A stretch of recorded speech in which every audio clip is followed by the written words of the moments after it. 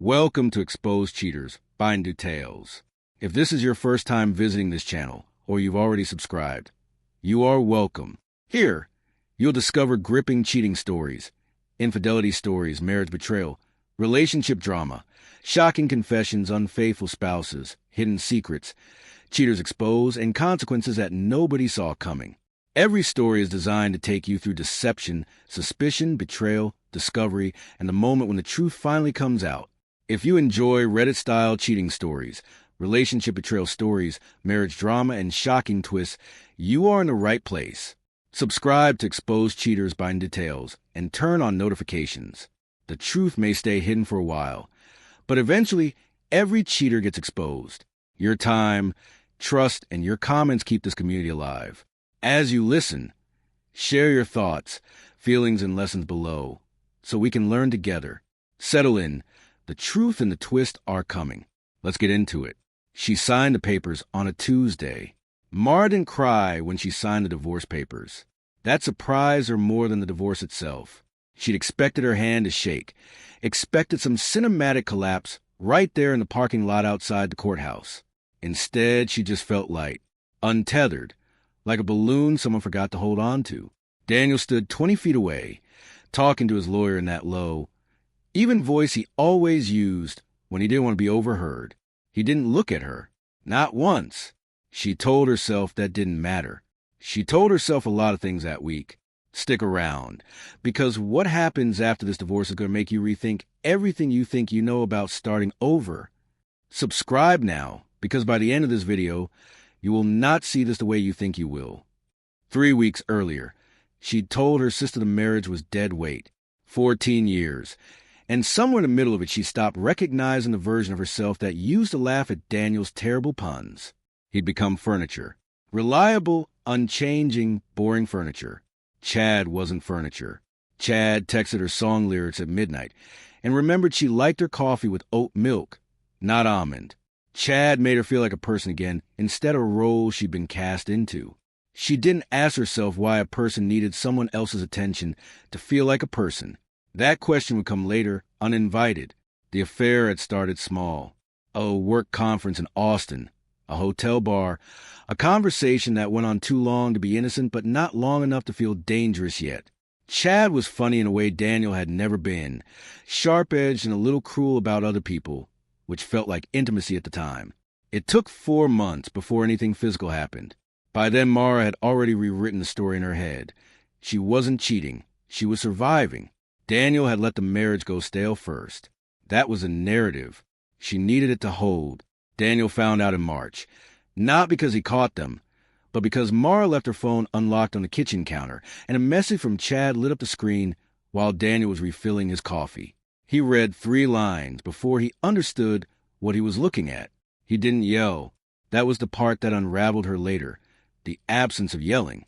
He set the mug down, walked into the garage, and stayed there for 2 hours. When he came back inside, he asked her one question. How long? She told him. He nodded like a man confirming something he already suspected. And that was worse than any accusation could have been.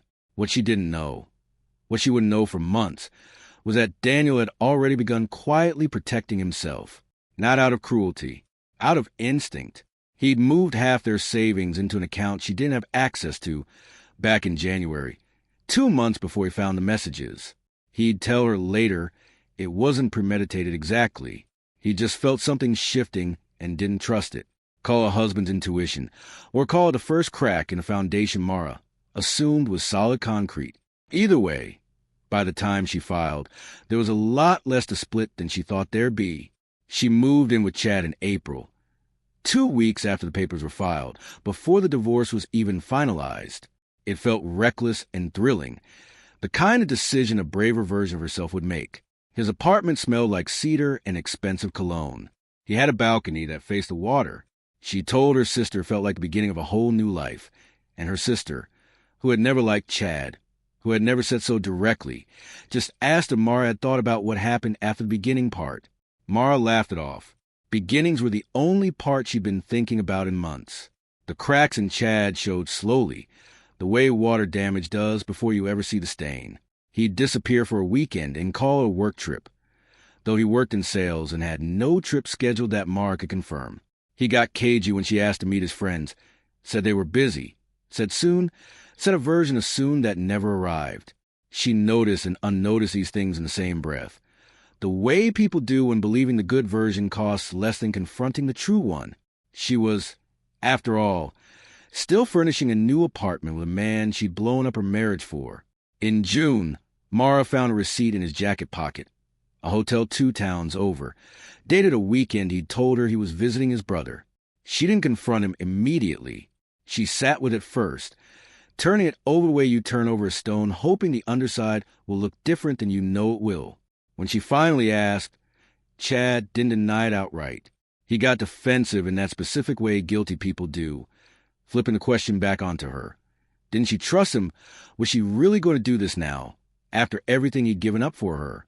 He hadn't given up anything. That detail sat in her chest like a stone she couldn't swallow or spit out. Here's the part Mara didn't find out until later.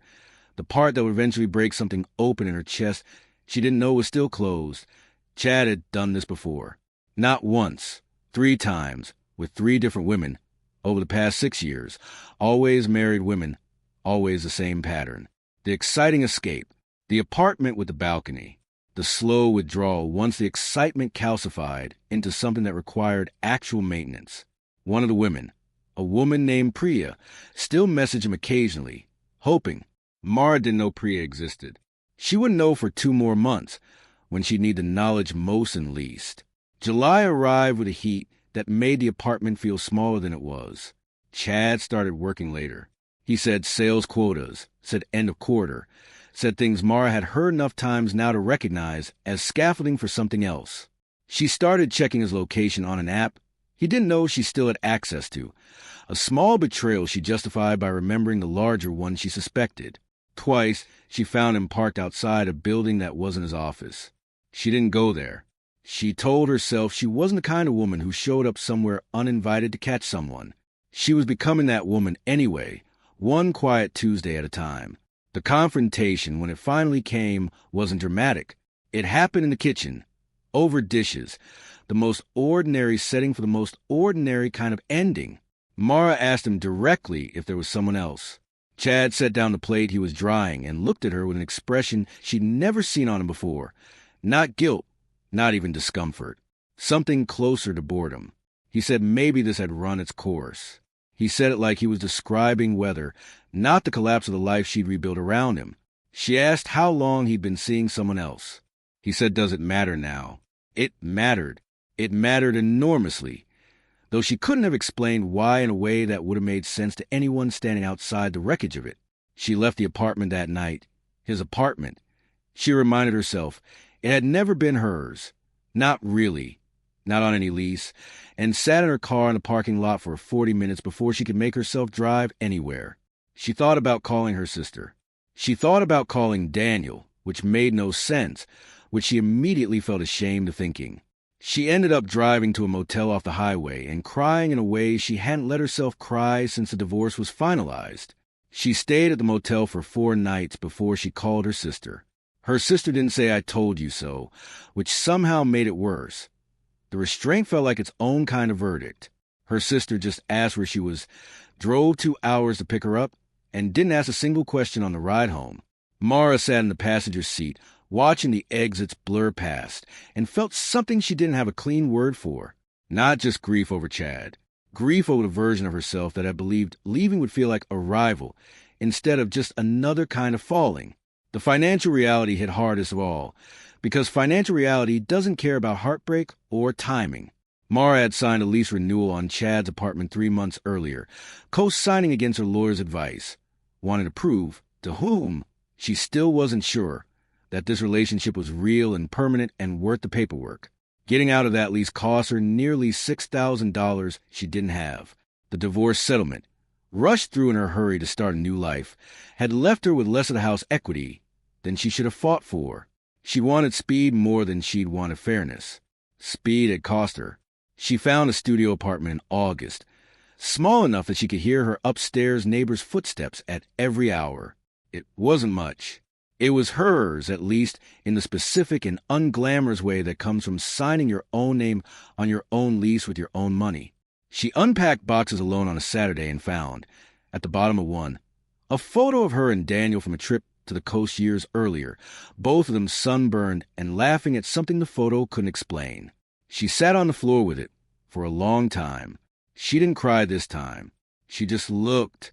In September, she ran into Daniel at the grocery store, of all places, both of them reaching for the same brand of coffee out of some stubborn habit neither had thought to break. He looked different. Not older exactly, just settled in a way she didn't remember him being. He asked how she was doing with a gentleness that undid her a little, because she'd braced for something colder. She told him some of it, not all of it. He listened without the satisfaction she'd half expected, half feared. When she asked how he was, he mentioned carefully that he'd started seeing someone. Her name was Renee. He seemed happy saying it. That was a twist Mara hadn't prepared for. Not Chad's other women. Not the ruined lease, not even her own diminished savings. It was watching Daniel, the man she once called furniture, become someone lifted within by a life she wasn't part of anymore. She'd spent so many months building a story where Daniel was the thing she'd escaped and Chad was the escape itself.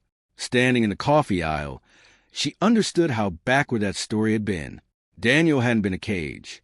He'd been a person she'd stopped seeing. And people you stop seeing don't disappear. They just go on being seen by someone else.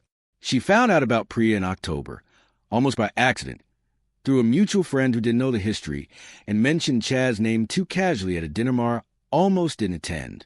Priya had reached out to this friend looking for Chad, still hoping. 2 years after he'd left her the same way he'd left Mara, a slow fade dressed up as boredom. Mara sat through the rest of the dinner in a kind of fog, replaying every excuse Chad had given her, matching them against a pattern she now understood wasn't unique to her at all. She hadn't been the exception. She'd been a repetition. The anger came late and came hard, later than it should have, hitting her in the produce section a week after dinner. Of all places, staring at a pyramid of oranges while her chest tightened around something that had been sitting unprocessed for months. She wasn't angry at Chad alone. She was angry at the version of herself that had wanted so badly to be chosen that she hadn't asked what she was choosing. She left the card in the aisle and sat in her car. For the second time that year, cry not over man this time, but over a year of her own life she felt she'd handed away too easily. Her sister, when Mara finally told her about Priya, didn't gloat. She just held her hand across the kitchen table and said something Mara would return often the months after. You don't have to have done everything right to deserve something better now. It wasn't forgiveness exactly. It wasn't even comfortable, not entirely. It was just a fact laid down plainly. The kind of fact that doesn't ask you to feel a certain way about it, just to notice it's there. Mara didn't feel better immediately. She rarely did, after any of this, but she felt less alone. If you had no idea that a twist was coming, drop a flush face in the comments right now. And hit subscribe, because the next reveal is even bigger than this one. Work became the place she rebuilt first, mostly because it was the one part of her life that hadn't collapsed alongside everything else. She'd been coasting there for years, doing enough to get by, never enough to be noticed. In the months after Chad, she threw herself into a project nobody else wanted, a client account everyone considered a lost cause. She worked late not to avoid her apartment, though that was part of it, but because focusing on something solvable felt like the only kind of control she had left. By December, the account wasn't just saved. It was thriving. Her manager noticed. She hadn't been noticed like that in years. She thought about reaching out to Daniel more than once that winter, not to reconcile. She understood, with a clarity that surprised her, that the marriage was genuinely over, not just administratively, but to apologize for something she couldn't fully name. Closure, maybe, though she hated the word, hated how tidy it sounded for something so messy. She never sent the message. Some part of her understood that the apology she owed wasn't really his to receive. It was hers to sit with. Daniel had Renee now, and a life that had grown past the shape Mara used to occupy in it. That door wasn't hers to knock on anymore. January brought a strange kind of quiet. Not peace, not yet, but the absence of the noise she'd been living inside for over a year. The affair, the guilt, the collapse, the scramble to rebuild. She started running in the mornings before work. Badly at first, stopping twice to walk within the first mile. She kept at it anyway. There was something in the repetition she needed, some proof that she could commit to a thing and follow it through without it falling apart or being taken from her. Small proof, almost embarrassingly small, but she'd stopped needing things to be large to matter. In February, almost a year to the day since she'd signed the divorce papers, Mara sat down and wrote out, in a plain notebook she bought for no particular reason, the full timeline of what had happened, not to relitigate it, not to assign blame in some final tally. She wrote it because she needed to see the shape of it laid out plainly, without the fog of shame that had colored every version she told herself in the moment. Reading it back, she didn't see a woman who'd been foolish, exactly. She saw a woman who'd wanted to be chosen so badly she'd forgotten to choose herself first. She didn't hear from Chad again until March, a single message out of nowhere, something vague about how he'd been thinking about her, how things hadn't worked out with the person he'd left her for either. She read it twice. She felt the old pull for exactly 4 seconds, the specific, humiliating gravity of familiarity, and then she deleted the message without responding. It wasn't a triumphant moment. Nobody cheered. She just closed her phone and made dinner, and somewhere in the quiet of chopping vegetables alone in her small kitchen, she understood that not responding was its own kind of answer. Her sister asked her that spring if she regretted the divorce. Mara thought about it longer than the question probably warranted. She didn't regret leaving Daniel. Not exactly. The marriage really had gone quiet in ways that weren't only his fault or only hers, just the erosion two people sometimes do to each other without meaning to. What she regretted was the manner of it, the rushing, the way she'd traded one incomplete life for another before she'd ever stopped to ask what she actually wanted, separate from any man at all. That was the regret that stuck. Not the ending, the way she'd skipped the part in between. By summer, she'd stopped checking Chad's social media and stopped flinching at his name when someone mentioned him. It wasn't a decision she made consciously. It just stopped mattering, the way old bruises stop announcing themselves once they finally healed underneath. She took a solo trip to the coast in July, the same stretch of beach from a photo she'd found in the moving box, and stood at the water alone without the specific ache she'd expected to feel. She didn't need Daniel there to make the memory count. She didn't need anyone there. That, more than anything, felt like the actual ending of something. She started dating again in September, cautiously, without the urgency that had driven her into Chad's apartment before the ink on her divorce was even dry. The man's name was Theo, a quieter presence than either Daniel or Chad had been. Someone who asked questions and then actually waited for the answers. She didn't fall into it. She walked, slowly, checking her footing at every step, unwilling to repeat the specific mistake of confusing speed for certainty. It wasn't cinematic. Nothing about the rebuilding had been.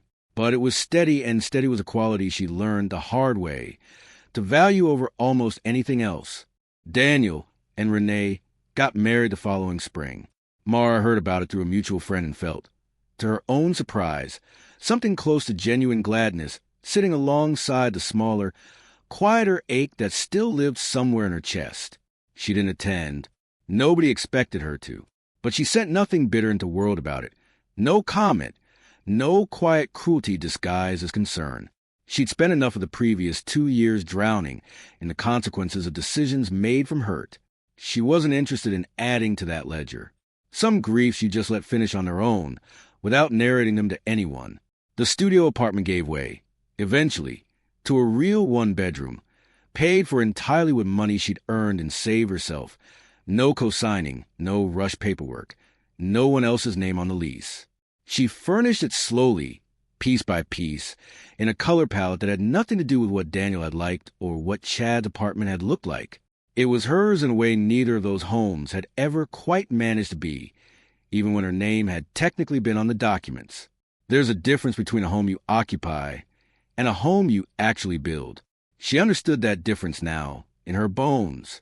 Priya messaged her once, that second autumn, having found Mara through the same mutual circles that had first connected the two of them to Chad's pattern.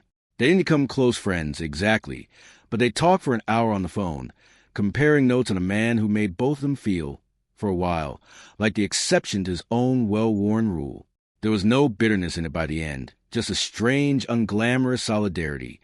Two women who'd made the same mistake in different rooms and come out the other side able to say so out loud, without flinching, without performing shame for each other.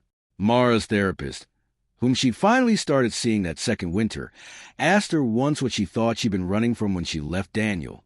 Mara sat with the question longer than she wanted to. The easy answer was boredom or unhappiness, or the specific loneliness of feeling unseen inside a marriage. The truer answer, the one she arrived at slowly over several sessions, was that she'd been running from a version of herself that had stopped believing she was interesting to anyone, including herself. Chad hadn't fixed that.